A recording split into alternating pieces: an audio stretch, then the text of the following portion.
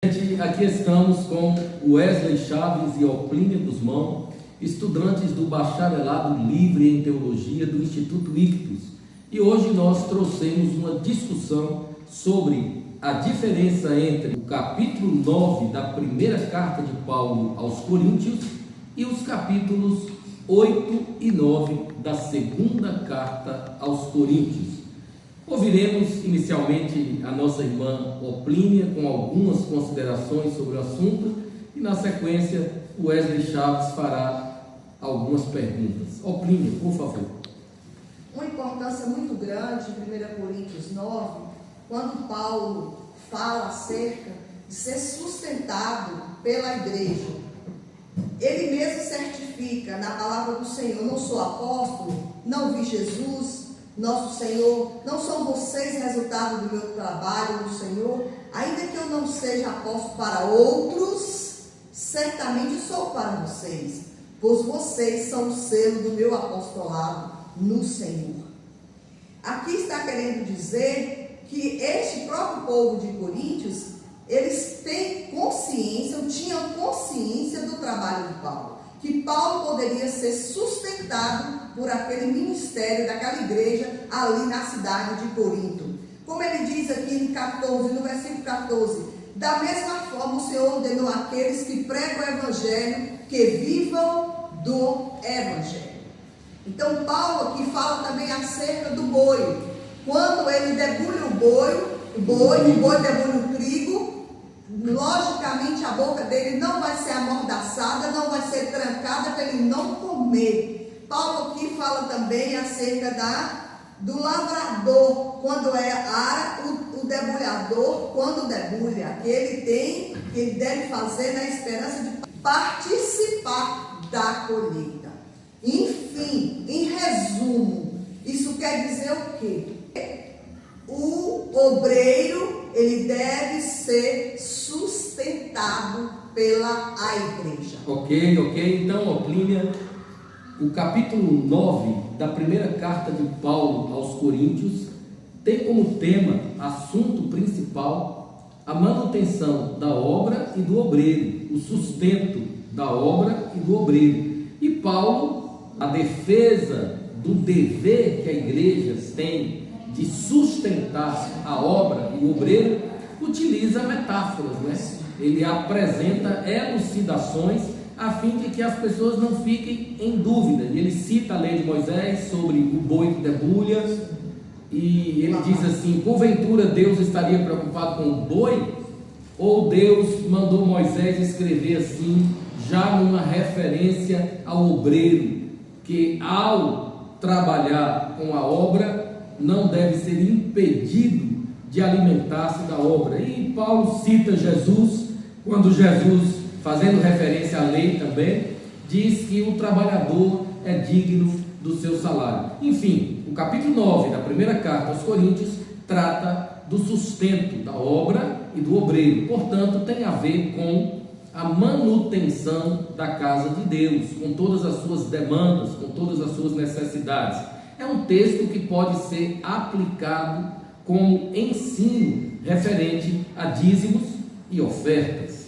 Mas e os capítulos 8 e 9 da segunda carta aos Coríntios? Esses dois capítulos tratam igualmente da manutenção da obra e do obreiro, ou eles dizem respeito a outro assunto, a outra questão?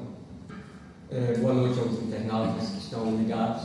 Eu gostaria de fazer uma pergunta ao estudioso pastor Marcos Andrade. Na primeira carta aos Coríntios, no seu capítulo de número 9, os Coríntios fazem um questionamento acerca do apostolado de Paulo. Por que esse questionamento acerca do apostolado? O que eles queriam o indagar, ou queria uma resposta, e por que o motivo deles perguntar, o apóstolo Paulo dizer não sou apóstolo? Nas entrelinhas, a gente percebe que Paulo faz uma defesa, como a Oplínia leu. Nas entrelinhas, a gente percebe que o que leva Paulo a fazer essa defesa, com certeza, é o fato de que havia resistência ao ministério de Paulo dentro da igreja de Corinto. A igreja de Corinto, por sinal, foi uma igreja super trabalhosa, a ponto de Paulo precisar escrever aos coríntios 4 cartas, e não apenas 2. 2 foram salvas e chegaram a nós. 2 outras se perderam. Mas Paulo teve de escrever 4 cartas, porque era uma igreja trabalhosa. Uma igreja numa situação financeira muito confortável, aquilo que hoje a gente chamaria de classe média, média alta ou classe A. Uma igreja que tinha os dons espirituais, mas que ao mesmo tempo era uma igreja carnal, super orgulhosa, super arrogante, que não respeitava o ministério do apóstolo Paulo e não tinha boa vontade para contribuir. Aquilo que Jesus diz, é mais fácil passar um camelo pelo fundo de uma agulha do que um rico entrar no reino do céu. Via de regra, os ricos são mesquinhos. E nós temos justamente essa realidade na igreja de Corinto, porque Corinto era uma cidade cosmopolita, semelhança de Nova York, Rio de Janeiro, São Paulo, Salvador, uma cidade cosmopolita, onde havia porto, onde havia um templo com 1000 prostitutas cultuais, e prostitutos também, uma cidade que recebia turistas do mundo inteiro, mundo conhecido na época, uma cidade de grande movimentação financeira, uma igreja abastada, que não se preocupava com os necessitados, muito menos com as necessidades de um homem como o apóstolo Paulo, que doou a sua vida em benefício deles e de tantos outros. Mas é importante ressaltar que no capítulo 9 da primeira carta aos Coríntios, Paulo deixa bem claro que ele não fazia questão de receber ajuda financeira, muito embora em outras passagens a gente perceba claramente que ele recebia ajuda financeira de outras igrejas, mas ele diz aos coríntios que ele preferia trabalhar com as próprias mãos para não ser pesado a ninguém. Ele não abria mão, entre aspas, desse orgulho de não precisar depender do sustento advindo da igreja de Corinto. Ele não queria ser pesado àqueles irmãos que de fato não tinham boa vontade para contribuir. Isso explica, esclarece o contexto do capítulo 9 da primeira carta de Paulo aos Coríntios. Wesley ou Plínio, um dos dois, à vontade para contribuir. Pastor, e tem 2 pontos aqui importantes também. Paulo quis deixar bem claro que ele não era sustentado por aquela igreja, mas era direito dele. Sim. Ele foi bem claro. Eu não poderia ter minha mulher, eu não poderia ter uma esposa crente, como Pedro, como os irmãos de Jesus, que é sustentado como os demais apóstolos, como ele falou aqui mesmo. Exatamente. Eu estou abrindo mão, mas eu quero esclarecer para vocês que é direito meu. Eu estou abrindo esse direito, mas na palavra aqui, o direito é que o obreiro seja sustentado pela igreja. Com relação a dar exemplo dos macedônios que andavam, que viviam em profunda pobreza. Mas aí já na segunda carta. É na segunda carta, capítulos 8 e 9. Então a gente já está mudando para a segunda carta. A Plínio vai falar. O que chama a atenção, o que trouxe para o meu coração, que não depende de como nós estamos financeiramente para contribuir. Sim, Plínio, mas para que os nossos ouvintes não fiquem assim perdidos, seria bom a gente explicar o assunto. Qual é o tema principal dos capítulos 8 e 9 da segunda carta aos Coríntios? É o mesmo assunto da primeira carta? Da coleta. Então mudou, teve uma mudança. Respeito da coleta para os necessitados daquele lugar, que é outro assunto diferente de 1 Coríntios 9. Muito bem, com a sua permissão, só para contextualizar do ponto de vista histórico, Ágabo, o profeta, sim, conforme temos em Atos dos Apóstolos, profetizou que haveria uma grande seca e, em decorrência da seca, fome. Essa grande seca aconteceu durante o império de Cláudio. Cláudio era um imperador de Roma, quando houve uma grande seca e uma fome intensa. E os crentes pobres da Judéia e especialmente de Jerusalém, estavam passando apuros, muita necessidade. Esse é o contexto histórico. E Paulo escreve nos capítulos 8 e 9 da segunda carta aos Coríntios, tratando desse assunto e pedindo aos coríntios que não abrissem mão de ajudar os pobres da Judéia. E aí, para incentivá-los, ele dá como exemplo a generosidade dos macedônios, que é o que Oplínia está falando. Por favor, Oplínia. E esses macedônios, a Bíblia relata aqui que eles viviam, não fala assim, eles eram pobres. A Bíblia relata aqui que eles viviam em profunda pobreza, mas isso não deixou de contribuir. Trazendo para os nossos dias de hoje, às vezes as pessoas falam assim, eu não vou ofertar, eu não vou dar nenhuma contribuição porque eu não tenho. Não era o caso dos macedônios. Eles também não tinham, eles viviam em profunda pobreza, mas Paulo tomou os macedônios como exemplo para fornecer alimentos para o povo da Judéia, para o povo de Jerusalém, que estava vivendo em situação difícil, dando como exemplo para o povo, para essa igreja de Corinto. Wesley?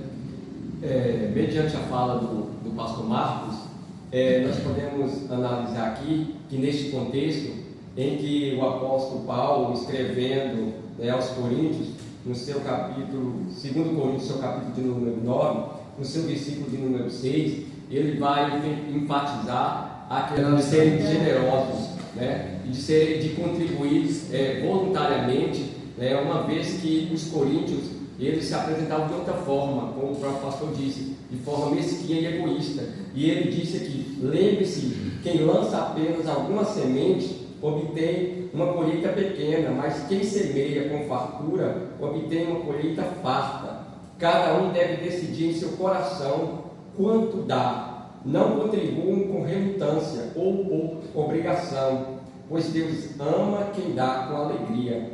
E diante disso, nós discutimos preliminarmente a questão de que muitos na atualidade utilizam essa passagem bíblica para angariar fundos, não para ofertar aos pobres, mas para manipular, para dominar e para enriquecer, usando textos isolados, fora do contexto, para justificar, de forma obrigando, manipulando mentes e corações para doarem de forma não voluntária, mas de forma obrigatória. Eu gostaria de saber do pastor Marcos, diante dessa trajetória de vida ministerial, ainda há alguns congressos, o que ele pode observar o uso dessa passagem bíblica para o domínio e manipulação de mente e corações, para que deem, não por livre e espontânea vontade, mas por livre, não por livre expressão, mas por livre obrigação, pode-se dizer. Eu participei de alguns congressos e, com muita tristeza, testemunhei esse tipo de manipulação. Todo manipulador que se locupleta, que fica rico, milionário, às custas do dinheiro que é retirado dos contribuintes, do modo como Wesley acaba de falar, todo manipulador utiliza os versículos 6 e 7 do capítulo 9 da segunda carta aos Coríntios. Os versículos que dizem: quem semeia pouco vai colher pouco, quem semeia generosamente colherá em abundância. Cada um contribua segundo propôs em seu coração, não por tristeza, nem por necessidade, constrangimento, obrigação, mas com alegria, porque Deus ama a quem dá com alegria. Os manipuladores utilizam esses dois versículos, ou seja, isolam esse texto, e texto sem contexto é pretexto para a heresia. Eles utilizam esse texto isolado para convencer as pessoas. Isso acontece muito nos congressos, né? Você que sentiu no coração o desejo de contribuir com 100 mil reais, e vai ter alguém lá, até meia dúzia, contribuindo com 100 mil reais, e aí vai baixando 10 mil, 1.000, 500 reais, 100 reais.